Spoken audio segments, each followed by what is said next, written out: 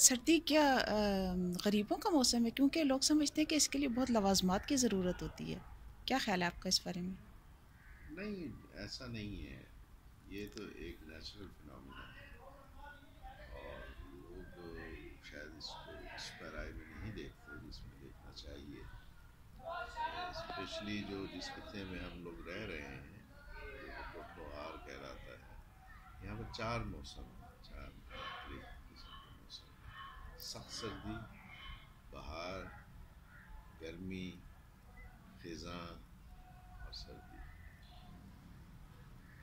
تو یہ اس طریقے سے لوگ اس کو ہر موسم کو انجوائے کرتے ہیں، چاہے وہ امیر ہوں یا غریب ہوں، اپنی اپنی کیپیسٹی یا اپنی اپنی استطاعت کے ساتھ.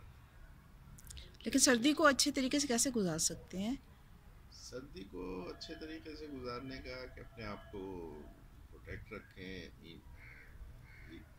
ایٹنگ ارینجمنٹ جو ہے وہ ہونا چاہیے، اور زیادہ ایکسپوز نہیں ہونا چاہیے. جب بھی باہر نکلیں تو اپنے آپ کو کور کر کے نکلیں، ورنہ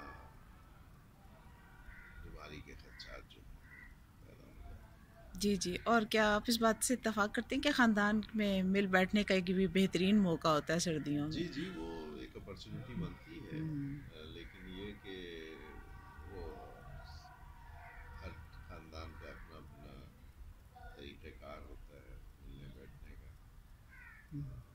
اس طریقے سے اس چیز کو لینا چاہیے، کوئی کمپلسری نہیں ہے. That's it. شکریہ.